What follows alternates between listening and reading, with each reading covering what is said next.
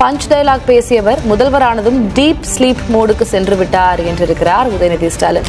குடும்ப பிரச்சனைக்கு முதலா பொங்கி வந்து அறிக்கை வெளியிட்டவர். ஆனா இன்னைக்கு சென்னையில அரசு மருத்துவமனையில இருந்து ஒரு குழந்தைய காணோம். இப்போ வரைக்கும் மௌனம் காக்குறாங்க. இப்போ வரைக்கும் மௌனம், யாருமே எதுவுமே தெரியும். இன்னைக்கு எனக்கு தெரிஞ்சு தாவேகா ஆட்சிக்கு வந்து ஒரு 3 போக்சோ வழக்கு தாவேகா நிர்வாகி மேலேயே. பூரா தினேஷா, பாம்பு தினேஷா ஏதோ ஒருத்தன், அவன் இப்ப 2 நாள் போன வாரம் ஒருத்தன் போக்சோ வழக்குல கைது. இன்னைக்கு ஒரு மூதாட்டி கொலையில தாவேகா நிர்வாகி கைது. இன்னும் பல பேர் தாவேகா ஆளுங்களே பெண்கள் சம்பந்தப்பட்டதுல கைது பண்றாங்க. முதல்ல உங்க ஆளுங்களை யோக்கியமா இருந்து. அறக்கழகம் பார்வையாளருக்கு வணக்கம். இன்று சந்திக்கிற அரசியல் விமர்சகர் ஊடகவியலாளர் திரு சேகுவார் அவர்கள். வணக்கம். வணக்கம். குறிப்பா என்ன சொல்லுன்னு தெரியல, கிட்டத்தட்ட ஒரு 10-15 நாட்களாகவே சட்ட ஒழுங்குங்கிறது பெரிய கேள்விக்குள்ளாகி அவ்வப்போது பிரச்சனையாக இருக்கிறது. இன்னைக்கு பாத்தீங்கன்னா ஒரு இளம்பெண் 25 வயசுக்குள்ள ஒரு பெண் வந்து கொலை செய்யப்பட்டு, கொடூரமாக கொலை செய்யப்பட்டு யார் என்னன்னு அடையாளம் தெரியாத அளவுக்கு ஒரு பெரிய சர்ச்சை ஏற்பட்டிருக்கிறது. இதற்கு எதிராக உதயநிதி, எதிர்க்கட்சி தலைவர் உதயநிதி அவர்கள் கடுமையான விமர்சனத்தை முன்வைத்திருக்கிறார். நீங்கள் கற்றுக்கொண்டு வருங்குள்ளையும் தமிழ்நாடு சரியா இருக்காது சிஎம் சார் அப்படின்ற மாதிரி கடுமையான விமர்சனம் பண்ணிருக்காரு. பஞ்ச்டாக் வாய்களிலாம் பஞ்ச்டாக பேசினீங்க, ஆனா நடக்கிற விஷயத்தை பார்த்தா ரொம்ப அதிர்ச்சியா இருக்கின்ற ஒரு கடுமையான விமர்சனத்தை மீண்டும் மீண்டும் முன்வைத்துக் கொண்டிருக்கிறார். முதற்கட்டம் எப்படி பாக்குறீங்க? ஓகே, அதாவது ஒரு சிறப்பான பதிலடி தான் எதிர்கட்சிட்ட இருந்து வந்திருக்குன்னு நினைக்கிறேன். நல்லா ரொம்ப தெளிவாவே சொல்லியிருக்காரு. நீங்க கத்துக்கிட்டு வர்றதுக்கு இது நீங்க அப்ரண்டிஸ் மாதிரி ஒரு கம்பெனி நிறுவனத்துல வந்து வேலை செய்யல. நீங்க ஒரு வேலையை கத்துக்கிட்டு அதுக்கப்புறமா நீங்க ஒரு எம்ப்ளாயி ஆகி அப்படியே நீங்க கத்துக்கிற வரைக்கும் தமிழ்நாடு தாங்காது. ஏன்னா இது 8 கோடி பேர் மக்களுடைய வாழ்க்கை பிரச்சனை அப்படின்னு ரொம்ப தெளிவா சொல்லியிருந்தார். தேர்தல் முன்னாடி ஒரு குற்ற சம்பவம் கூட நடக்காது, சட்ட ஒழுங்கு எப்படி சார் இருக்கு, ஆட்சியா சார் இது, அப்படி இப்படின்னு பல கேள்விகளை அடுக்கடுக்கா வச்சாரு. இப்ப யதார்த்த நிலையை அவர் புரிஞ்சுக்கிறாரு. அப்ப தமிழ்நாட்டுல நடக்கக்கூடிய, தமிழ்நாடுன்னு இல்ல உலகம் முழுவதுமே குற்ற சம்பவங்களை தடுக்க முடியாது அப்படின்னு ஒரு ஒரு ஒரு புரிதலா ஒரு புரிய வச்சிருக்காங்க. ஏன்னா அதான் அங்கங்க நடக்கிறது அவன் தனிப்பட்ட காரணங்களா இருக்கு, இல்ல சந்தர்ப்ப சூழலா இருக்கு, இல்ல குற்ற பின்னணியில இருக்கவர் சட்டத்துக்கு பயப்படாம இருக்கிறாங்க, அவனை கண்காணிக்க முடியாத சூழல் இருக்கு, இப்படி எல்லாம் பல பிரச்சனைகள் இருக்கு. அதெல்லாம் நம்மளால நம்ம கிட்ட இருக்கிற வெறும் ஆயிரக்கணக்கான வச்சிருக்கக்கூடிய காவல்துறையை வச்சு கோடிக்கணக்கா இருக்கக்கூடிய மக்களை வந்து கட்டுப்படுத்த முடியாதுங்கிற ஒரு மனநிலைக்கு விஜய் நேரம் வந்திருப்பாரு. அதுதான் இப்ப புரிஞ்சிருக்குன்னு நினைக்கிறேன். ஒவ்வொரு நாளும் அவ்வளவு கொலைகள். எனக்கு தெரிஞ்சு கடந்த காலத்தை விட இப்ப செய்திகளை பார்க்கும்போது உண்மையிலேயே ஒரு அச்சம் உழுக்குது. என்னடா நடக்குது தமிழ்நாட்டுல. அதுவும் பெண்கள் மீதான தாக்குதல்கள், குழந்தைகள் மீதான தாக்குதல்கள், இதெல்லாம் ஒரு படி மேல. வயதான மூதாட்டிகள் கூட இன்னைக்கு பாதுகாப்பு இல்ல. 61 வயது மூதாட்டிய கூட்டு பாலியல் வன்கொடுமை செய்யற அளவுக்கு இன்னைக்கு சட்ட ஒழுங்கு சந்தி சிரிச்சு கிடக்கு. இந்த சிங்கப்பெண் திட்டத்தை விளம்பரப்படுத்திக்கிட்டே இருக்காரு. ட்ரெய்லர் மாதிரி படம். நாளைக்கு ரிலீஸ் ஆக போகுது, நாளை கழிச்சு ரிலீஸ் ஆக போகுது, என்னைக்கு ரிலீஸ் ஆக போகுது என்னன்னு நமக்கு புரியவே இல்லை. இப்படி கண்கட்டி வித்த மாதிரியே ஒரு ஆட்சியை நடத்தாதீங்க, இது படம் இல்ல அப்படின்னு ரொம்ப தெளிவா அறிக்கையை அவர் வந்து வெளியிட்டு இருக்காரு. எதிர்கட்சியோட அறிக்கைக்கு தகுந்தாற் போல உளவுத்துறை வந்து அவர்கிட்ட ரிப்போர்ட்டை கொடுத்து அதுக்கேத்த மாதிரி அவர் ஆட்சியை நடத்தணும். அவர் கத்துக்கிறதுக்கெல்லாம் நேரம் கிடையாது. அதிகாரிகள், உளவுத்துறையினர் பக்கத்துல இருந்து சொல்ல அவர் கேட்டு ஆட்சியை நடத்தினாதான் இங்க சரியா வரும். அதுதான் கரெக்டா இருக்கும்.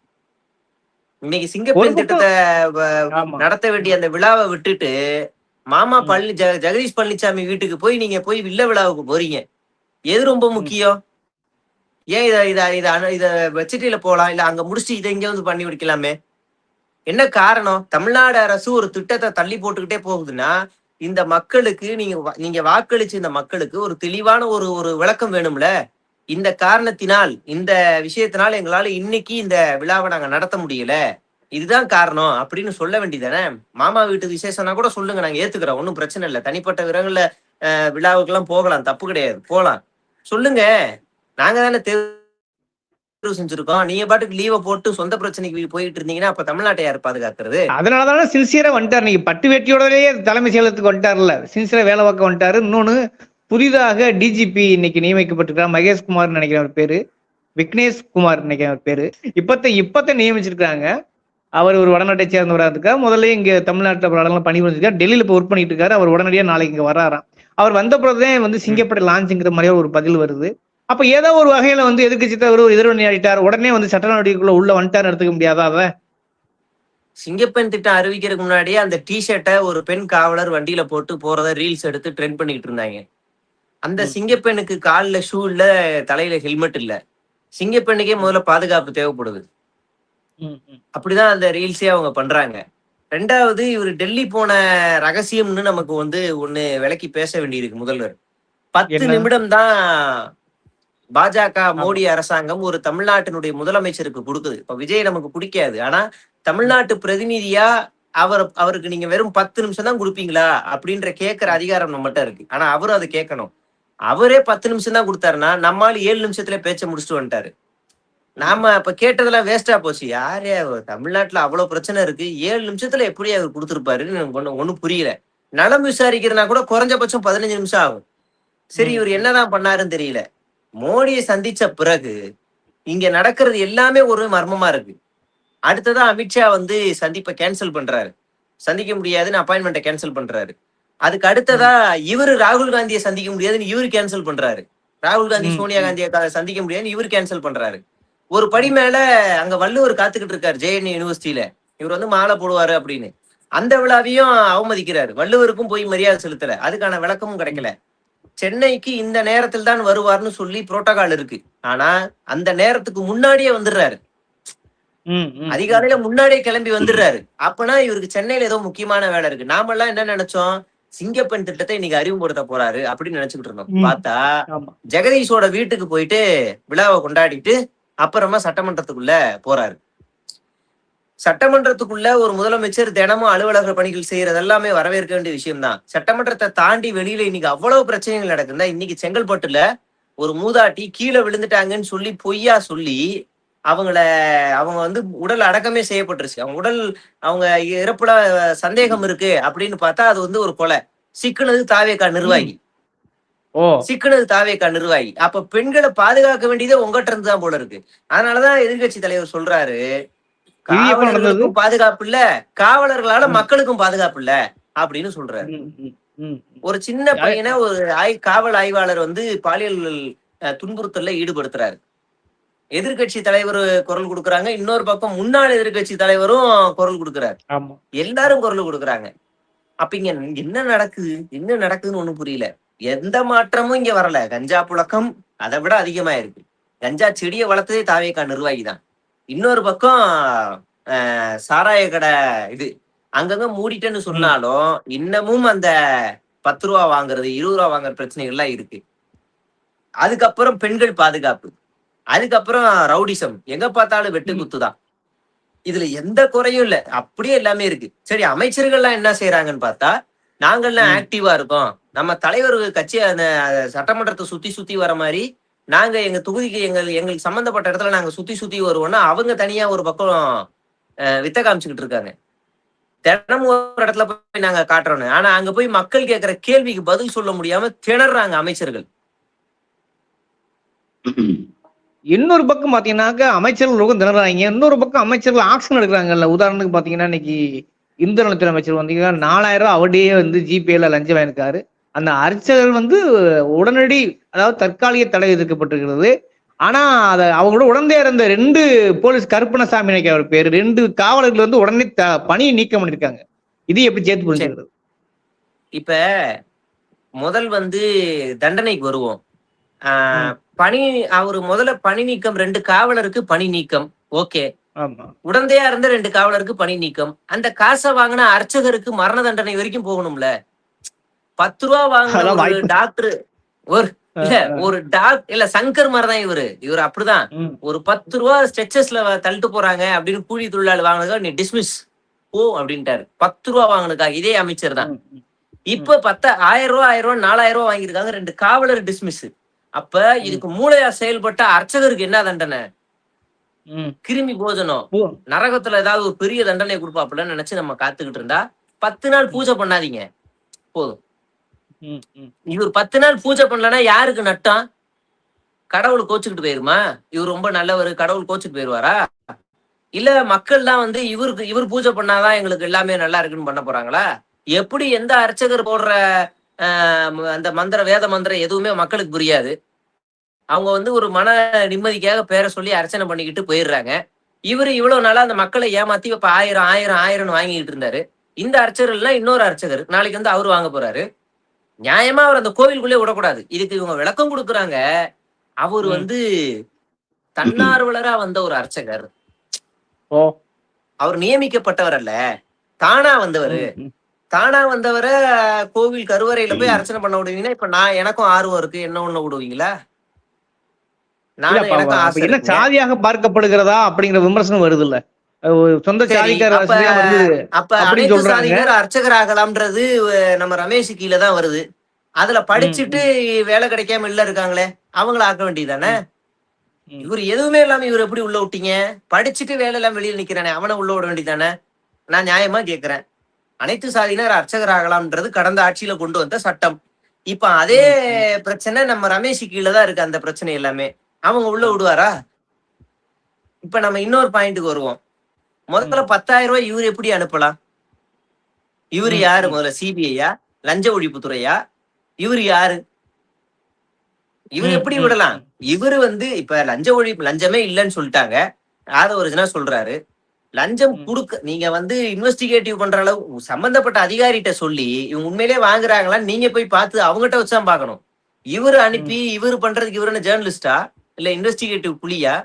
புலனாய்வு புலியா? அப்ப இவர் மேல என்ன ஆக்ஷன் எடுப்பாங்க? அப்ப ம், ம். இந்த காலங்காலமா கோவில்கள்ல வாங்கப்படுது, எல்லா கோவில்களையும் வாங்கப்படுது. நீங்க எங்க பிரச்சனை யாருமே இப்போ நீங்க அந்த அர்ச்சகரை வேலையை விட்டு தூக்க முடியுமா? ஏன் 10 நாள் ம். மட்டும் தண்டனை? 2 பேருக்கும் ஒரே தண்டனையா? என்ன காரணம்? நூலளவு தான் அவர வித்தியாசம். மட்டும் என்ன சொல்றீங்க? சாதியா பார்க்க முடியுமா நூலு என்ன? தான் வித்தியாசம். வேற என்ன இருக்கு? அ, 2 பேருக்கு நூலளவு தான் வித்தியாசம். வேற என்ன ம், இருக்கு? ம். காவலர் வேற ஏதாவது சாதியா இருக்காங்க. தூக்கு ம். டிஸ்மிஸ். இவர்லாம் ஆமா. அவாள்லாம் நல்லது தப்பு செய்ய மாட்டா. அவாள்லாம் வந்து நல்லவா அப்படின்ற ஒரு பார்வை. அவர் தூக்க முடியாது. ம், அதனாலதான் ம், அவர் உள்ள வச்சிருக்காங்க. இத்தனைக்கும் அவர் அப்பாயின்மெண்ட் பண்ணப்பட்ட அர்ச்சகரே இல்லையா? அப்பனா நீங்க வெளிய தூக்கி எறிய வேண்டியதுதானே? ம், ம், தூக்கி எறியணும்லங்க. அந்த காரணம் ரமேஷ் தான் சொல்றாரு. இதுல ம், இவங்களுக்கு டிஸ்மிஸ். ₹10 ஸ்ட்ரெச்சர்ஸ்ல வாங்கின கூலி தொழிலாளிக்கும் டிஸ்மிஸ். இவருக்கு மட்டும் ம், ஆ, மன்னிப்பு கடிதம் இல்ல, விளக்க கடிதம். விளக்க ம், கடிதம். நீங்க ம், அப்பாயின்மெண்ட் பண்ணாதவன்ட்ட என்ன மயத்துக்கு விளக்க கடிதம் வாங்குறீங்க? எனக்கு புரியல. ம், ம். அப்பாயின்மெண்டே பண்ணல. வெளியே போயா? யாரியா நீ முதல்ல இங்கிருந்து உட்காந்து காசை வாங்கிட்டு இருக்க மக்கள்கிட்ட? யாரியா நீ? கடவுள் அனைவருக்கும் சமயா? தூணில் இருக்க துரும்புல இருப்பான்னு சொல்லிட்டு இருக்க. நீ யாரியா அங்க இருந்து வர மக்களை கடவுளை பார்க்க காசு வாங்குற? நீ யாரியா புரோக்கர்? நீ வெளியே போயா? அடிச்சு விரட்ட வேண்டியதானே? அப்படி விரட்டி இருந்தா இன்னைக்கு நம்ம ரமேஷுக்கு ஃபயர் விட்டுருக்கலாம். வாங்க சின்ன அமைச்சர் ம், எப்படி இது பண்ணிருக்காருன்னு. அவர் ம். என்ன நினைச்சுக்கிட்டு பெரியாரின் பேரன் இருக்காருன்னா, தான் தன்னை ஒரு இருக்கலாமா? சிஎம்மாவே குட்டி சிஎம்மாவே நினைச்சுக்கிட்டு இருக்காரு. இந்த ம், முதல்வன் ம், படத்துல உன் பேர் என்ன? ஐயாசாமிங்க. ஐயாசாமி டைப் பண்ணுங்க. டிஸ்மிஸ். ஐயா நீங்க சிஎம் அப்படின்னு இவரா ஒரு பிஜிஎம் போட்டு நடந்துகிட்டு இருக்காரு ஊருக்குள்ள. ஓகே. இப்ப என்ன இன்னொரு விஷயமும் இப்ப கோர்ட்லயும் இன்னொரு விஷயம் பயங்கரமா ஒரு பூகமா போயிட்டு இருக்கு. இவர் வந்து குழந்தைகளை இன்ஃப்ளூயன்ஸ் பண்ணி தான் வந்து ஆட்சிக்கு வந்தாரு அப்படிங்கிறது கோர்ட்டுக்கு போய் கோர்ட்டுமே நீங்க தக்க பதில் சொல்லி ஆகணும்னு சொல்லிட்டு தாவேக்காவுக்கு ஒரு நோட்டீஸ் அனுப்பிச்சதுக்காக தகவல் வருகிறது. இப்ப எல்லா பக்கமும் வந்து ஒரு அரசு நெருக்கடி கொடுக்க மாதிரி ஆயிடாதா? ஒரு பக்கம் கோர்ட்டு, ஒரு பக்கம் எதிர்க்கட்சி அது அவரு. நம்ம ஒரு மூத்த வழக்கறிஞர் சொன்னாரு. அந்த வழக்கு ஆ, பெரிய அளவுல ஒரு பாதிப்பெல்லாம் தாவேக்காவுக்கு ஏற்படுத்தாது. அது ஓ. அதிகபட்சமா போனா மிஸ்லீடிங். அவ்வளவுதான். ம், குழந்தைகள் ம், மிஸ்லீடிங். அதுக்கு மேல அது வந்து பெரிய மாற்றம், ஆட்சி கவிழ்ப்பு, பதவி ம், பறிப்பு, ம், டிஸ்குவாலிஃபைடு அந்த மாதிரி எதுவும் நடக்கலாம் வாய்ப்புகள் இல்ல. இது இந்த ம், ஊடகங்கள், சோசியல் மீடியா, இந்த மெயின் ஸ்ட்ரீம் எல்லாம் வந்து ஒரு பரபரப்பு செய்தி எதுவும் இல்லைங்கிறதுக்காக இவங்களா அதை ம், ம். கிளப்பி விட்டு இது பண்றதுதான். ஓ. அதிகபட்சம் இந்த கேஸால நிக்காது. இது ஒரு சாதாரண கேஸா தான் கடந்து போக முடியும். இது ஒரு ம், அதிகபட்ச ஜட்ஜ் பார்த்துட்டு இது ஒரு மிஸ்லீடிங் ஓகே அப்படின்னு ஃபைன் அவ்வளவுதான் போட்டு போயிருவாங்க. ரொம்ப ம், ம், எக்ஸ்ட்ரீமலா இது போகுமான்னுலாம் நம்மளால எதிர்பார்க்க முடியாது. நாம ம், கோர்ட்டுன்னு சொல்லும் போது எந்த விஷயத்த நம்ம விவாதிக்கணும்னா, பக்ரீத்துக்கு இஸ்லாமியர்கள் அவரவர்கள் ஆம். வீட்டுல வந்து மாடுகளை வெட்டக்கூடாது. ஒரே இடத்துலதான் வெட்டணும்னு சொல்லி ஒரு ஒரு கேஸ் வருது. இப்ப அந்த கேஸ்ல இன்னைக்கு கிட்டத்தட்ட தமிழ்நாட்டுல 2, 3 இடங்கள்ல உத்தரப்பிரதேச பார்க்க முடியுது. இஸ்லாமியர்கள் அவங்க வீட்டுல கார் பார்க்கிங்லயோ இல்ல வீட்டு வாசல்லயோ அந்த இடத்துல வெட்டணும்னு நினைக்கும் போது உள்ள குறுக்க வந்து காவல்துறை வந்து தடுக்குது. இது என்ன தமிழ்நாடு தானே? கடந்த ஆட்சியில இப்படி பண்ண முடியுமா? இப்ப இந்த வழக்கை விசாரிக்கிறது திருப்பரங்குன்றத்தை விசாரிச்ச அதே நீதிபதி. காவல்துறை சார்பா ஆஜராகிறது யாரு அப்படின்னா ஜான் சத்தியன்னு சொல்லி ஒரு ஆளு. அவர் யாருன்னா ஆர்எஸ்எஸ் காரர். கடந்த ஆட்சியில அவர் வந்து வெறும் பிரைவேட் கேசஸ் மட்டும் எடுத்து நடத்திக்கிட்டு இருந்தாரு. அவரு பிபியா அவர் அப்பாயின்ட் பண்ணக்கூடாது, அவர் ஜட்ஜா அப்பாயின்ட் பண்ணக்கூடாது, ஏன்னா அவர் வந்து ஒரு கட்சி சார்ந்தவர், பாஜக ஆர்எஸ்எஸ் சார்ந்தவர் அப்படின்னு சொல்லி அவரை வந்து கடைசி வரைக்கும் அவரை வந்து ஆக்க விடாம வச்சிருந்தாங்க. இப்ப ஆட்சி மாறினோடனே சிடிஆருடைய இன்ஃபுளுன்ஸ் மூலியமா அவர் பிபி ஆயிருக்காரு. எப்படி ஒரு கட்சி சார்பு இருக்கக்கூடியவர் பிபி ஆக முடியும்? அவரு இன்னைக்கு வந்து இந்த கேஸுக்கு இவரை வந்து வாதாடுங்கன்னே சொல்லவே இல்லை. இவரா வாழ்ட்டனா வந்து காவல்துறை சார்பா இவர் வந்து வாதாடுறாரு, பிபியா வாதாடுறாரு. இன்னைக்கு கிட்டத்தட்ட அது உத்தரப்பிரதேசம் மாதிரிதான் தாவேக ஆட்சியை கொண்டு போயிட்டு இருக்கிறாங்க. இப்ப முக்கியமா இன்னொரு விஷயம் என்னன்னாக்க, இன்றைக்கு கூட பாத்தீங்கன்னாக்க தேனியில ஒரு 14 வயசு சிறுமி மாயமாயிருக்காங்க. அதே மாதிரி இப்ப 25 வயசு பொண்ணு எப்படி இருந்தாங்க என்னங்கிற குழப்பம் இருக்கு. குறிப்பா பெண்கள் மீதான சிக்கல்கள் தொடர்ந்து போய்கொண்டிருப்பதற்கு என்னதான் காரணம்? ஏன்னா இப்ப அவங்களும் கதறாங்க, ஒரு பாட்டியம்மா இப்படி இந்த மாதிரி ரேப் செய்யப்பட்டிருக்கான்றாங்க. அப்ப இதுக்கெல்லாம் வந்து கிட்டத்தட்ட அந்த சட்ட ஒழுங்கு உதயநிதி சொன்ன மாதிரி ட்ரைனிங் பண்ணிட்டு எடுப்பாங்களா, அல்லது ஓரளவுக்காவது ஒரு கட்டுப்பாட்டுல கொண்டு வர வாய்ப்பு இருக்கா? இன்னும் ஒரு 10 நாளும் 20 நாளாவது டைம் எடுத்தாலும் சரி பண்ணுவாங்களா? அதாவது இதுக்கு வந்து கடவுளே ஆட்சிக்கு வந்தாலும் பெண்கள் மீதா நடக்கக்கூடிய வன்முறைகளை அவ்வளவு சீக்கிரத்துல கட்டுப்படுத்த முடியுமா அப்படின்னா அது ஒரு பெரிய லாங் ப்ராசஸா தான் இருக்கும். கடவுளே ஆட்சிக்கு வந்தாலும் சரி. ஏன் அப்படி சொல்றேன்னா, இந்த பகவன் கேசரின்னு ஒரு படம், அததான் ஜனநாயகமா எடுத்திருப்பாருன்னு சொல்லிட்டு இருக்காங்க விஜய் எல்லாருமே. இந்த பகவன் கேசரி படம் பாத்தீங்க அப்படின்னா அதுல ஒரு நல்ல சூப்பரான ஒரு சீன் இருக்கும். அதுல ஒரு பெண் குழந்தை மீது தவறா கை வச்சிருவாங்க. அப்ப நம்ம பாலையா போய் பப்ளிக்ல ஒரு மேடையில ஏறி நின்று இந்த குழந்தை எது குட் டச் எது பேட் டச்னு சொல்லி கொடுப்பாப்ல. அதே நேரத்துல டோன்ட் டச் சொல்லி தரணும் ஆண் பசங்களுக்கு. இது வந்து செக்ஸ் எஜுகேஷன் மூலியமா பொறுமையா நீங்க ஸ்டார்ட் பண்ணிக்கிட்டே இருக்கணும். அது மூலியமா தான் இதுக்கு தீர்வே வரும்.